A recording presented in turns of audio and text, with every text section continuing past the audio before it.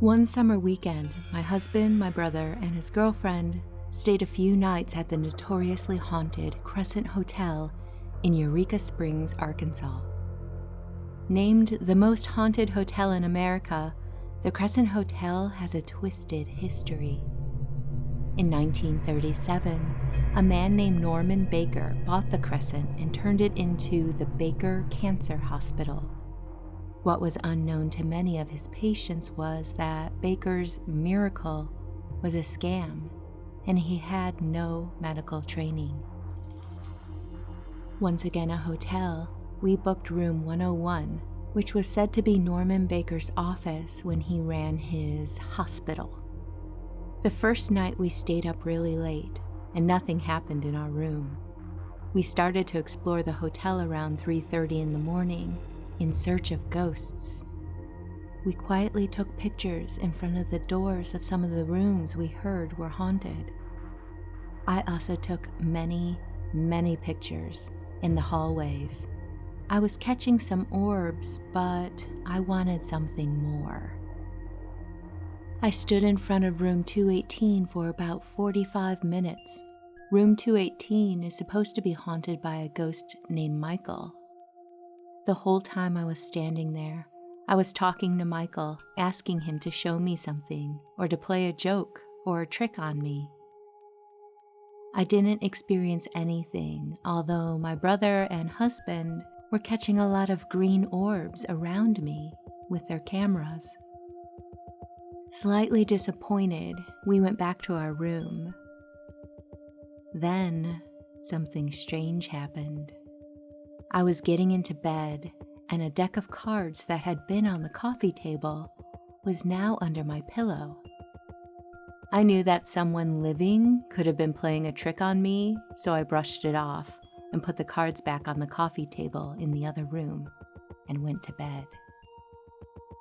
The next day, the four of us had a late start, so we canceled the housekeeping service and eventually went shopping downtown. I thought nothing of the deck of cards that had been under my pillow until we came back to the room that evening, and the deck had been dealt into 4 hands on the coffee table. We had all been together downtown the entire time, and as I said, we didn't have maid service that day. But still, the only reasonable explanation was that the hotel staff was messing with us. The problem with that is the hotel makes a lot of money with the idea that they are one of the most haunted hotels in the US, and it would be a huge liability to them to be caught faking a haunting. At this point, we were a little spooked and a little skeptical. The 4 of us sat in the living room for a while discussing the possible ways this could have happened. While talking about it, I kept saying out loud that if there were any ghosts there with us, that I would like for them to show us something. Also while talking, my brother's girlfriend was placing the cards back in the box, so if they were even resorted, we would know. She placed 1 joker on top and 1 joker on the bottom. Then she put the deck of cards back to the middle of the table.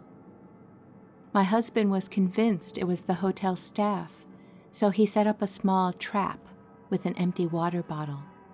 He placed the bottle against the door. If someone didn't know the bottle was there and opened the door, they would knock it over. Even if they set the bottle back, they wouldn't know exactly where it had been. We also took a ton of pictures so we could later inspect the position of the water bottle.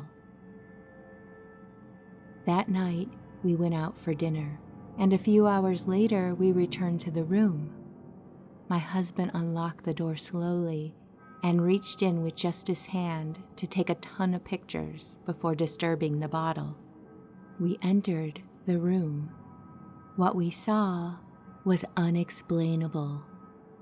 There was a row of cards spread out in front of the door, face down, with 2 jokers facing up, while the rest of the cards were still in the box on the coffee table. No one had disturbed the water bottle. That night, we wanted more proof. We wanted something to happen while we were in the room. Nothing did. That morning, my husband awoke even more skeptical since nothing happened while he was in the room. I was the last person in the bathroom before my husband went to take a shower. While he was in the shower, my brother, his girlfriend, and I went to breakfast. My husband met us about 30 minutes later, and he was a little upset that we were messing with him. He accused us of writing something on the mirror before we left the room. We didn't. The word "save" was written on the mirror with a soap-like texture while my husband was in the shower.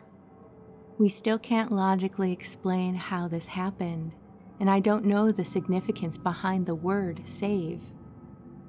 I can't help but think that Michael had been playing a joke on us.